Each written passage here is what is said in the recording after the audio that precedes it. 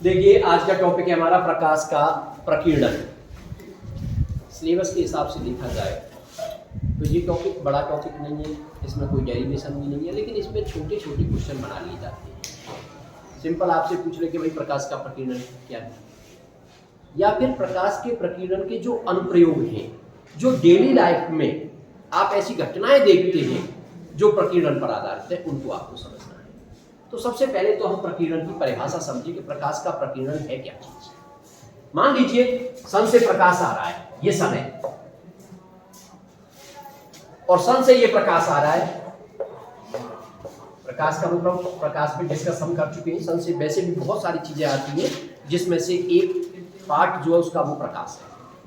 अब ये प्रकाश जब सन से आ रहा है तो ये अर्थ के एटमॉस्फेयर में एंटर कर रहा है। ये मान लीजिए ये अर्थ का एटमॉस्फेयर है, उसका वायुमंडल है, और वायुमंडल के अंदर है एयर मॉलिक्यूल्स और डस्ट पार्टिकल्स। प्रकाश की अपनी वेवलेंथ होती है जिसको आप कहते हैं 4000 से 8000 एंगस्ट्रॉम या 3800 से 7800 एंगस्ट्रॉम। बहुत कम है। अगर आप इसको मीटर में कन्वर्ट करोगे तो देखिए 3 यानी ये हो जाएगा 4 × 10⁻⁻7 मीटर, और ये 8 × 10⁻⁻7 मीटर, यानी बहुत छोटा। फिर भी अगर हम ये मान करके चल रहे हैं कि भाई वायुमंडल के अंदर जो एयर मॉलिक्यूल्स हैं, एयर मॉलिक्यूल्स और डस्ट पार्टिकल इस वेवलेंथ के कंपैरिजन में बहुत छोटे हैं, ऐसे मान करके आप चल रहे हैं। हालांकि देखिए प्रकीर्णन छोटे पार्टिकलों से भी हो सकता है, बड़े पार्टिकलों से भी हो सकता है। फिलहाल आप ऐसे कह सकते हैं, मान लीजिए ये एयर मॉलिक्यूल्स हैं और प्रकाश उन एयर मॉलिक्यूलों से टकराया। टकराने का मतलब है उन डस्ट पार्टिकल और एयर मॉलिक्यूल्स ने प्रकाश को एब्जॉर्ब कर लिया, पहले उसको अवशोषित कर लिया, और अवशोषित करने के बाद दोबारा से इमिट कर दिया, लेकिन इमिट कर दिया डिफरेंट डायरेक्शन में, यानी उसकी डायरेक्शन को बदल दिया। ये ऐसे करके आ रहे थे, प्रकाश ऐसे आ रहा था और इससे टकराया, टकराने के बाद इसने एब्जॉर्ब किया, और एब्जॉर्ब करने के बाद उसको दोबारा से इमिट कर दिया, और इमिट कर दिया डिफरेंट डायरेक्शन में। ये इधर चला गया, इससे टकराने वाला इधर चला गया, और यहाँ पे बिजली से टकराने वाला मान लीजिए इधर चला गया, ऐसे करके। इसका मतलब ये हुआ एक तरह से स्कैटरिंग ऑफ लाइट का मतलब क्या है, प्रकाश का किन्हीं पार्टिकलों से टकराने के बाद एक तरह से फैल जाना, बिखर जाना, ये प्रकाश का प्रकीर्णन है। या आप सिंपल एक रेंज के रूप में डेफिनेशन देना चाहते हो तो प्रकाश की कोई किरण वायुमंडल के कणों में के द्वारा अवशोषित कर ली जाती है और फिर किसी दूसरी दिशा में उसको उत्सर्जित कर दिया जाता है, तो इस घटना को प्रकाश का प्रकीर्णन कहते हैं। यहाँ पर हम एक बात और करेंगे, रमन इफेक्ट की जब बात की जाती है, हालांकि हमारे सिलेबस में नहीं है। रमन इफेक्ट का मतलब है सर सीवी रमन, उनको नोबेल प्राइज भी मिला था इसके लिए। तो उसमें कई लाइन्स आती हैं, Stoke lines, anti Stoke lines, Raman lines बोलते हैं उनको। तो उसमें वो क्या बताते हैं कि भाई आने वाला जो प्रकाश का वेवलेंथ है, जब किसी से टकराता है, अब वो चाहे वाटर मॉलिक्यूल हो या फिर किसी लिक्विड के मॉलिक्यूल से या एयर मॉलिक्यूल से, तो टकराता है, तो टकराने के बाद उसने उसको एब्जॉर्ब कर लिया, और एब्जॉर्ब करने के बाद अब जब इमिट करेगा तो इमिट होकर जाने वाली जो तरंग होगी, जो वेव होगी, उसकी वेवलेंथ जो आ रहा था उसके बराबर भी हो सकती है, उससे कम भी हो सकती है, और उससे ज्यादा भी हो सकती है। और उसी आधार पर उसकी 3 कैटेगरी में बांटा गया था, Stoke lines, anti Stoke lines, Raman lines करके, ठीक है ना। लेकिन उस पर हम नहीं जा रहे। फिलहाल हम प्रकाश के प्रकीर्णन का मतलब समझ रहे हैं कि प्रकाश आ रहा है और प्रकाश वायुमंडल के अंदर जो एयर मॉलिक्यूल्स हैं या डस्ट पार्टिकल्स हैं उनसे टकरा करके क्या हो गया, बहुत सारी डायरेक्शंस में बिखर गया, उसको हम कह रहे हैं प्रकाश का प्रकीर्णन, ठीक है। अब यहां पर एक चीज को समझना बहुत जरूरी है। जब प्रकीर्णन की बात आती है तो यहां एक साइंटिस्ट रेले जीन्स की बात जरूर आती है। रेले जीन्स का प्रकीर्णन,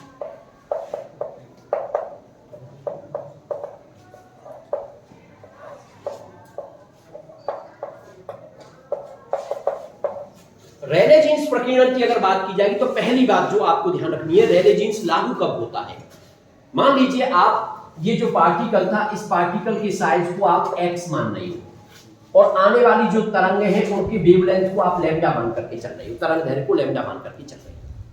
तो ये जो पार्टिकल होते हैं उनका जो साइज होता है अगर तरंग दैर्घ्य से बहुत छोटा होता है, यानी आप ये मान के चल रहे हैं x is very very less than lambda. दोबारा ध्यान दीजिए, प्रकाश जिन कणों से टकरा करके बिखर रहा है या वो कण उस प्रकाश को अवशोषित करके फिर किसी दूसरी दिशा में उत्सर्जित कर रहे हैं, अगर उन कणों का आकार प्रकाश की तरंग दैर्घ्य की तुलना में बहुत छोटा है तो अमाउंट ऑफ स्कैटरिंग आई मान लीजिए is directly proportional to 1 lambda की पावर 4। ये ध्यान रखने वाली बात। या फिर ये कह सकते हो कि तरंग दैर्घ्य की 4th पावर के इनवर्सली प्रोपोर्शनल होता है अमाउंट ऑफ स्कैटरिंग, यानी स्कैटर होने वाला जो प्रकाश का अमाउंट है उसकी जो मात्रा है वो तरंग दैर्घ्य की 4th पावर के इनवर्सली प्रोपोर्शनल होती है, उसके व्युत्क्रमानुपाती होती है। अब आप कहेंगे कि भाई इससे क्या चीज निकल करती है? एक्चुअल में जो तरंग दैर्घ्य होती है अगर हम VIB/G/OR के हिसाब से बात करें तो वायलेट कलर की वेवलेंथ को लैम्डा V कह दें और इसको लैम्डा R कह दें, तो तरंग दैर्घ्य सबसे ज्यादा होती है लाल कलर की। तो लाल कलर की तरंग दैर्घ्य सबसे ज्यादा है, इसका मतलब आप लिख सकते हो lambda R is greater than lambda V। तो लाल कलर की तरंग दैर्घ्य सबसे ज्यादा है। इधर जो स्कैटरिंग होकर के अमाउंट जा रहा है, मान लो प्रकाश आया, प्रकाश में तो सारे कलर है भाई, 7 कलर है उसके अंदर, क्योंकि वैसे तो 7 कलर कह रहे हैं लेकिन वास्तव में कहा जाए तो असंख्य कलर है, क्योंकि हर तरंग दैर्घ्य का एक कलर है और तरंग दैर्घ्य 4000 से 8000 के बीच, सही है ना। लेकिन उनकी एक पर्टिकुलर बाउंड्री नहीं होती है, जब आप देखते हो तो उसको बैंड टाइप बन जाता है, पहले एक रेंज दूसरी रेंज कलर और फिर धीरे धीरे वो कलर डिफ्यूज होता जाता है और फिर दूसरा कलर शुरू हो जाता है। फिर ऐसे दूसरे, मान लो पहले आपका मान लीजिए वायलेट की बात कर रहे हो तो वायलेट होगा, फिर वो इंडिगो में बदल जाएगा, इंडिगो फिर आपका ब्लू में बदल जाएगा, ब्लू धीरे धीरे चेंज होता हुआ ग्रीन में, और ग्रीन ऐसे नहीं होता एक साथ चेंज हो जाए, वो थोड़ा हल्का होता चला जाता है दूसरे कलर में चेंज होता चला जाता है, ठीक है ना। तो इस तरह से, लेकिन अब यहां से मेन हमें क्या दिख रहा है कि भाई जिसकी तरंग दैर्घ्य होगी ज्यादा उसका प्रकीर्णन होगा कम, क्योंकि amount of scattering inversely proportional है, भाग लग रहा है और भाग लगाने वाली संख्या अगर ज्यादा होती है तो आंसर हमेशा कम आता है, ऐसे समझ लीजिए। भाई आप भाग लगा रहे हो जिस चीज का अपोन में है तो इसका मतलब उसका भाग दे रहे हो, और भाग लगाने वाला अगर ज्यादा है तो आंसर कम आएगा। इसका मतलब लाल कलर की तरंग दैर्घ्य ज्यादा, इसका मतलब लाल कलर का तरंग दैर्घ्य अगर ज्यादा होगी तो आंसर कम आएगा, इसका मतलब लाल कलर का जो प्रकीर्णन होगा वो कम होगा, यानी अमाउंट ऑफ स्कैटरिंग अगर आई में कहूं रेड कलर के लिए तो वो कम होगा किससे, ब्लू कलर के या वायलेट कलर की कंपैरिजन में। तो कुल मिलाकर के जो रेले जीन्स स्कैटरिंग है, इससे आपके माइंड में एक इमेज बन गई कि भाई लाल कलर का प्रकीर्णन सबसे कम होता है इन 7 कलरों में। ध्यान देना जरा इस बात को, बहुत इंपॉर्टेंट बात है कि लाल कलर का प्रकीर्णन कम होता है, समझ गए। तो लाल कलर का प्रकीर्णन कम होगा, प्रकीर्णन कम होने का तो कम फैलता है, ठीक है। क्यों कम फैलता है? रेले जीन्स के हिसाब से। लेकिन रेले जीन्स लागू कब होगा? जब जिन पार्टिकलों से प्रकीर्णन हो रहा है उनका आकार तरंग दैर्घ्य के कंपैरिजन में बहुत छोटा हो। और अगर मान लीजिए अगर ऐसा हो जाए कभी कि भाई जो पार्टिकल है उनका आकार बड़ा है, जैसे ये स्कैटरिंग वायु के कणों से या डस्ट पार्टिकलों से न हो करके, सपोज करिए पानी के कणों से हो रहा होता, वाटर मॉलिक्यूल से हो रहा होता, या आइस पार्टिकल से हो रहा होता, क्योंकि जैसे बादल है, हमारे बादल बने हुए हैं तो बादलों के अंदर क्या है, वाटर ड्रॉपलेट्स हैं, और जब टेम्परेचर कम रहता है तो एक तरह से आइस पार्टिकल्स भी हो सकते हैं, ठीक है ना। तो उनका आकार बड़ा होता है, वाटर मॉलिक्यूल्स का आकार बड़ा है, और आपका जो आइस पार्टिकल्स है उनका आकार बड़ा है। जब उनका आकार बड़ा हो जाएगा, यानी वो वेवलेंथ के ऑर्डर का हो जाए या उससे भी बड़ा हो जाए, तो रेले जीन्स लागू नहीं होगा। इसलिए सबसे पहला जो पॉइंट आपको ध्यान रखना कि रेले जीन्स लागू कब होगा, जब पार्टिकल का आकार तरंग दैर्घ्य के कंपैरिजन में बहुत छोटा हो। और रेले जीन्स अगर लागू होता है तो कहते हो आप इस बात को कि लाल कलर का प्रकीर्णन तो कम होगा और बैंगनी कलर का प्रकीर्णन ज्यादा होगा, तब कहोगे इस बात को। और अगर रेले जीन्स लागू नहीं हो रहा है तो फिर सभी कलरों का प्रकीर्णन समान प्रकार का होगा, फिर आप ऐसी बात कहोगे। तो सबसे पहले तुम्हें यह पता लगाना होगा कि वहां पर रेले जीन्स लागू हो रहा है या फिर रेले जीन्स लागू नहीं हो रहा, ठीक है। दूसरी बात, तो ये तो हो गया हमारा प्रकीर्णन की परिभाषा, और ये रेले जीन्स का क्या रोल होता है प्रकीर्णन में, वो वाली बात हो गई। अब हम कुछ बात करते हैं इसके एग्जाम्पल्स की। तो सबसे पहला एग्जाम्पल्स कि भाई स्काई जो होता है वो ब्लू कलर का दिखाई देता है आपको, आकाश नीले रंग का, आकाश का नीला रंग। तो आकाश ब्लू कलर का क्यों दिख रहा है, पहले इस चीज को हमें समझना है, ठीक है। आकाश ब्लू कलर का आप देख रहे हैं, हम देख रहे हैं उसको यहां से, लेकिन अगर यही आकाश को आप अर्थ के एटमॉस्फेयर से ऊपर जाकर के देखो, भाई हम जो देख रहे हैं तो उसके बीच में हम जहां खड़े हैं वहां और आकाश के बीच में अर्थ का वायुमंडल भी आ रहा है। अगर हम उस वायुमंडल की बाउंड्री को पार करके ऊपर से जाकर के देखें तो फिर तुम्हें आकाश नीले रंग का दिखाई नहीं देगा। लेकिन आप जब उसको यहां से देख रहे हो तो नीले रंग का क्यों दिखाई दे रहा है, अब बात आती है इसमें, ठीक है। तो अब पहले इस पर डिस्कस करते हैं कि भाई ब्लू कलर का क्यों दिख रहा है। तो एटमॉस्फेयर के अंदर एयर मॉलिक्यूल्स है और डस्ट पार्टिकल्स। इसका मतलब जो प्रकीर्णन हो रहा है वो एयर मॉलिक्यूल से हो रहा है और डस्ट पार्टिकलों से हो रहा है, जिनका साइज वेवलेंथ के कंपैरिजन में डेफिनेटली छोटा होता है। इसका मतलब वहां पर रेले जीन्स लागू होगा, और जब रेले जीन्स लागू होगा इसका मतलब प्रकीर्णन लाल कलर का तो होगा कम और ब्लू कलर का या वायलेट कलर का था, ये वायलेट कलर का होगा ज्यादा। अच्छा, वायलेट में भी ऐसे है, सबसे ज्यादा वायलेट कलर का, फिर उससे थोड़ा सा कम इंडिगो का, फिर उससे थोड़ा सा कम ब्लू का, और फिर धीरे धीरे उनका सबसे कम होता चला जाएगा और रेड कलर का प्रकीर्णन सबसे कम होगा। तो जब रेड कलर का प्रकीर्णन कम हो रहा है और इनका भी कम हो रहा है तो क्या होता है, ये तीनों कलर मिलकर के वायलेट, इंडिगो और ब्लू, ये तीनों कलरों की जो बाउंड्रीज हैं वो मिलकर के जो प्रकीर्णन होता है वो इन कलरों का ज्यादा हो जाता है। यानी ये वेवलेंथ ज्यादा फैल जाती है एटमॉस्फेयर में, और ये वेवलेंथ ज्यादा फैल जाएंगी तो आकाश कैसे रंग का दिखाई देगा।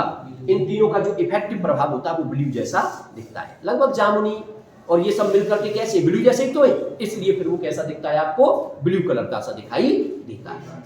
पहली बात तो आकाश नीले रंग का क्यों दिख रहा है, क्योंकि वहां पर रेले जीन्स लागू हो रहा है, इसलिए लाल कलर का प्रकीर्णन कम और वायलेट, इंडिगो और ब्लू कलर का प्रकीर्णन ज्यादा, इसीलिए वही कलर फैल गया और वो आपको नीले रंग का दिखाई दे रहा है। दूसरी बात, बादल सफेद कलर कैसे दिखते हैं, व्हाइट जैसे दिखते हैं, तो बादलों का सफेद कलर क्यों दिख रहा है।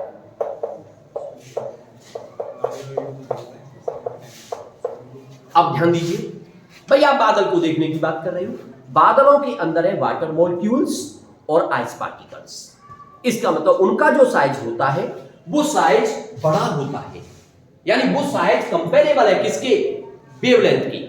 यानी x जो है इस केस में x वेवलेंथ के बराबर भी हो सकता है और उससे ज्यादा भी हो सकता है, बड़ा भी हो सकता है। इसका मतलब रेले जीन्स लागू नहीं होगा। अब रेले जीन्स जब लागू नहीं होगा तो सभी कलरों का प्रकीर्णन जो होगा वो एक जैसा होगा, बराबर बराबर होगा। अब सभी कलरों का प्रकीर्णन एक जैसा हो रहा है तो सभी कलर मिलकर के आपस में वो कैसा प्रभाव दिखाते हैं, इसीलिए तो उसको व्हाइट लाइट कहते हैं, तो वो श्वेत प्रभाव दिखाते हैं। इसलिए बादल कैसे कलर का दिखाई दे रहा है आपको, बादल सफेद कलर का दिखाई दे रहा है। दो पॉइंट क्लियर आपके, कई पॉइंट है हमारे जो प्रकीर्णन से संबंधित है। अच्छा, जब वहां क्वेश्चन आता है ना, वहां पे जैसे यार कि आकाश नीले रंग का क्यों दिखाई दे रहा है, तो वहां तो बस क्या आंसर जैसे चॉइस है कि प्रकीर्णन के कारण, कि अपवर्तन के कारण, कि पूर्ण आंतरिक परावर्तन के कारण, तो तुम्हें केवल टिक लगाना है कि प्रकीर्णन के कारण, समझ गए ना। लेकिन अगर तुमसे मान लो लिखित में कोई क्वेश्चन पूछ रहा है कि भाई आकाश नीले रंग का क्यों दिखाई देता है और वो लिखने के लिए कह रहा है, तो फिर तुम ये सारी बात जो मैं तुम्हें बता रहा हूं फिर उसको एक्सप्लेन करते हुए आप बता दोगे। बात समझ गए कि नहीं। तो ये सब किसके कारण हो रहा है, प्रकीर्णन के कारण। बादलों का रंग सफेद है वो भी प्रकीर्णन के कारण है, लेकिन वहां पर जो प्रकीर्णन हो रहा है वो सभी रंगों का समान हो रहा है और सभी रंग समान मिलकर के वो सफेद व्हाइट इफेक्ट दिखाते हैं, इसलिए।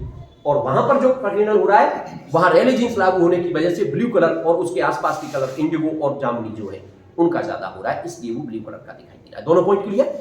अब थोड़ा सा आगे बढ़ते हैं, तीसरा पॉइंट देखिए। आप लोग देखते हो कि जब सूरज निकलता है या फिर छुपता है तो वो रेडिश होता है, वो लाल कलर का दिखता है, और अगर उसे दोपहरी के टाइम पे देखा जाए तो येलोइश होता है, यानी येलो कलर जैसा दिखता है। तो उसका क्या है, इसको थोड़ा समझने की कोशिश करते हैं। जैसे मान लीजिए ये हमारी अर्थ है, अर्थ सरफेस। जब भी सूरज निकलेगा या छुपेगा वो हॉरिजन पे दिखता है, हॉरिजन का मतलब बोलते हैं उसको क्षितिज लाइन। ऐसे नहीं दिखता आपको ऊपर सूरज छुपता हुआ दिख रहा हो, बल्कि दूर कहीं देखोगे तो ऐसे दिखेगा, उसको क्षितिज लाइन बोलते हैं। इसका मतलब ये अगर हमारी अर्थ सरफेस है तो ऐसे करके, तो इसको हम इस लाइन को या उधर खींच दे तो उधर वाली लाइन को क्या बोलेंगे, उसको हॉरिजन बोलेंगे, ठीक है ना, क्षितिज बोलेंगे इसको, हॉरिजन। ये हॉरिजन हो गई। तो सूरज जब भी छुपेगा या फिर निकलेगा वो हमेशा आपको दिखाई देगा किस पे, क्षितिज पे। अब क्षितिज पे दिखाई देगा, मान लीजिए यहां पे सन है और यहां से लाइट आ रही है, समझ रहे हो? इसका मतलब वो जो लाइट है वो एटमॉस्फेयर में ज्यादा डिस्टेंस ट्रेवल कर रही है। किसके कंपैरिजन में? अगर दोपहर होता तो सूरज जस्ट ऊपर होता और वहां से जो लाइट आती तो वो एटमॉस्फेयर में कम डिस्टेंस ट्रेवल करती। समझ रहे हो ना बात को? क्योंकि प्रकीर्णन तो किससे हो रहा है? एटमॉस्फेयर से। प्रकीर्णन निर्वात में नहीं होता। आपको एक और मैं मजेदार बात बता देता हूं यहीं पर। जैसे अब यहां है, अब हम लोग यहां पे देख रहे हैं, क्या यहां पे प्रकाश आ रहा है? नहीं आ रहा ना, लेकिन फिर भी हमें दिखाई दे रहा है। भाई बताइए, सन का प्रकाश आ रहा है यहां पे? नहीं आ रहा ना, फिर भी हम लोगों को किताब पढ़ने में आ रही है। तो क्यों आ रही है? प्रकीर्णन के कारण। अगर प्रकीर्णन नहीं होता तो जहां तक लाइट आती वहां पे तो उजिता रहता और उसके अलावा दूसरी जगह पे क्या रहता? अंधेरा रहता। तो वास्तव में ये सब किसके की वजह से हो रहा है? प्रकीर्णन की वजह से हो रहा है, क्योंकि वो उससे टकरा करके क्या हो रही है? फैल रही है चारों तरफ, उसकी वजह से ऐसा हो रहा है। ठीक है, चलिए खैर, अब दूसरी बात अपनी मेन पॉइंट पर लौट के आते हैं। तो जब भी सन सेट हो रहा है या सनराइज हो रहा है उस समय वो हॉरिजन पे होगा, और हॉरिजन से जब रेज जाएंगी तो वो एटमॉस्फेयर में ज्यादा डिस्टेंस ट्रेवल करेंगी, और जितनी ज्यादा डिस्टेंस ट्रेवल होंगी स्कैटरिंग होने का चांस उतना ही ज्यादा है भाई, क्योंकि स्कैटरिंग किससे होना है? एटमॉस्फेयर से। एटमॉस्फेयर के अलावा जो वैक्यूम है वहां पे थोड़ी क्या होता है, वहां पे कोई पार्टिकल ही नहीं है, तो फिर वहां स्कैटरिंग नहीं होगा। लेकिन दोपहर के टाइम में जो सन एकदम जस्ट ऊपर होता है आपके, उस समय जब वो वहां से रेज आती है तो वो कम डिस्टेंस ट्रेवल करती है एटमॉस्फेयर में, इसलिए वहां पर प्रकीर्णन कम होता है। ध्यान देना जरा बात को। आप ये अच्छी तरह से जानते हो कि एटमॉस्फेयर के अंदर एयर मॉलिक्यूल्स हैं और डस्ट पार्टिकल्स हैं। इसका मतलब उनका साइज जो होता है, वो जो साइज है वो वेवलेंथ से हमेशा छोटा होता है। इसका मतलब ये हुआ वहां पर रैले जीन्स लागू होता है। अब रैले जीन्स लागू होगा तो अब यहां पर देखिए, ध्यान दीजिए, यहां पर रैले जीन्स यहां भी लागू होगा, रैले जीन्स यहां भी लागू होगा, लेकिन यहां चूंकि ज्यादा डिस्टेंस ट्रेवल करनी पड़ती है उस लाइट को, तो और सभी कलरों का प्रकीर्णन ज्यादा हो जाएगा, लेकिन लाल कलर का प्रकीर्णन नहीं होगा, या फिर कहिए लाल कलर का प्रकीर्णन सबसे कम होगा। इसलिए सूर्य कैसे कलर का दिखाई देगा? लाल कलर का, क्योंकि उसका प्रकीर्णन नहीं हुआ, वो आपको रेड कलर का दिखाई देगा, रेडिश दिखाई देगा। जबकि आप दोपहर की बात करें तो दोपहर में चूंकि प्रकीर्णन यहां भी हो रहा है और यहां वास्तव में रैले जीन्स भी लागू हो रहा है, लेकिन प्रकीर्णन होने की जो बाउंड्री है, जो एरिया है, वो कम है। अब जब एरिया कम रहेगा तो वहां प्रकीर्णन तो हो रहा है, सभी कलरों का हो रहा है, ठीक है ना, लेकिन इस कंडीशन में प्रकीर्णन कम होने की वजह से उसका जो इफेक्ट होता है वो येलो इस पे जाकर के रुक जाता है, क्योंकि येलो कलर जो है वो लगभग कहां पड़ता है? बीच में पड़ता है, मीन कलर वो येलो कलर है, इसलिए वहां पर जो वो हमें कैसे कलर का दिखाई देगा? पीले कलर का दिखाई देगा। तो तीनों पॉइंट क्लियर आपके। पहला पॉइंट आकाश नीले रंग का क्यों है, बादल सफेद रंग के क्यों है, और सूर्य निकलते समय और छुपते समय उसका रंग लाल क्यों होता है, ये तीसरा पॉइंट क्लियर। चौथा पॉइंट, खतरे के जितने भी निशान होते हैं,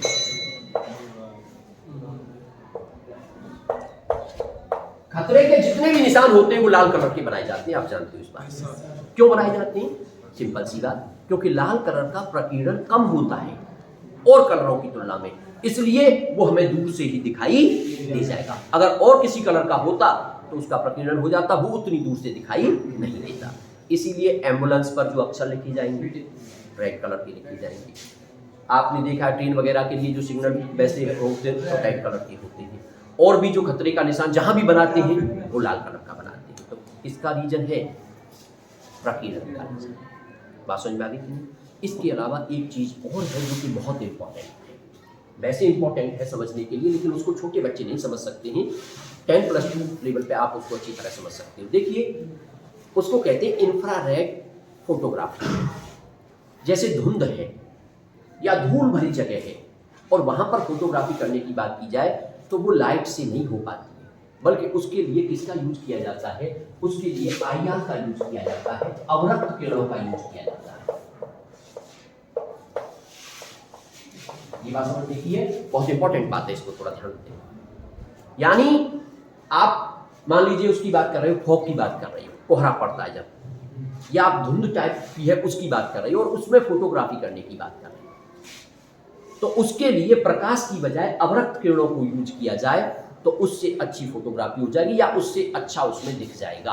और क्यों दिखता है इस बात को समझने की जरूरत है। देखिए कल जब मैं बता रहा था आपको कि भाई सन से जो रेडिएशन आ रहा है उसमें केवल प्रकाश नहीं है, उसमें और भी बहुत सारी चीजें हैं, और उसका क्रम जब मैंने बताया था तो पहले नाम लिया था रेडियो वेव्स, उसके बाद मैंने नाम लिया था सूक्ष्म तरंगें, और उसके बाद लिया था अवरक्त तरंगें जिसको कहते हो IR इंफ्रारेड, और उसके बाद नाम लिया था विजिबल लाइट जिसको आप कह देते हो प्रकाश, और फिर अल्ट्रावायलेट, फिर एक्सरेज और फिर गामा रेज। सही है? तो फिलहाल आप क्या देख, अच्छा एक चीज और बताई थी, ये जो क्रम है ना ये वेवलेंथ का घटता हुआ क्रम है, यानी रेडियो वेव की वेवलेंथ तरंगदैर्घ्य सबसे ज्यादा होती है और जैसे जैसे अब हम आगे जाएंगे तरंगदैर्घ्य घटती चली जाती है। इसका मतलब आप तो केवल IR और प्रकाश का कंपैरिजन करो, इसका मतलब ये हुआ IR की जो तरंगदैर्घ्य होगी वो प्रकाश की तरंगदैर्घ्य से ज्यादा होगी। समझ गए कि नहीं? IR की जो तरंगदैर्घ्य होगी इसकी तरंगदैर्घ्य लैम्डा जो है इसके लिए अधिक होगा, किसके कंपैरिजन में? इसके लैम्डा के कंपैरिजन में, यानी ये जो लैम्डा होगा प्रकाश का वो कम होगा। बात समझ रहे हो कि नहीं? ठीक है, अब इधर क्या देख रहे हो आप?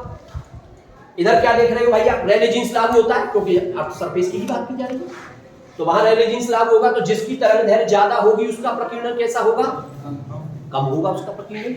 इसका मतलब ये हुआ कि प्रकाश के कंपैरिजन में, भाई अब हम कलरों की बात नहीं कर रहे, अब उसको कंबाइंड प्रकाश कह रहे हैं, उसमें सातों कलर हैं, ठीक है, लेकिन उस प्रकाश के कंपैरिजन में IR की जो तरंगदैर्घ्य वो अधिक है। इसका मतलब IR भी तो वेव है, ये तो सब आ रही है ना। इसका मतलब ये हुआ अगर उसके प्रकीर्णन की बात की जाएगी तो उसका प्रकीर्णन क्या होगा? फिर कम होगा। यानी आप ये कह सकते हो कि प्रकाश के कंपैरिजन में अवरक्त किरणों का जो प्रकीर्णन होगा वो कम होगा। इसलिए ये फोटोग्राफी करने के लिए धुंध वगैरह में, क्योंकि उसमें धुंध वगैरह ज्यादा है, वहां पार्टिकल्स ज्यादा है, तो स्कैटरिंग होने का चांस भी ज्यादा रहेगा। अब स्कैटरिंग होने का चांस ज्यादा है तो फिर ऐसी चीज यूज करो जिसका स्कैटरिंग कम हो, इसलिए वहां पर यूज किया जाता है किसका? IR का। समझ गए कि नहीं? तो ये चीज आपको विशेष ध्यान रखनी है, ये चीज विशेष ध्यान रखनी है। और ये टॉपिक अब हमारा लगभग कंप्लीट है। प्रकीर्णन हो गया, रेले जीन्स वाली बात हो गई, और उसके डेली लाइफ में जो अनुप्रयोग है वो कंप्लीट हो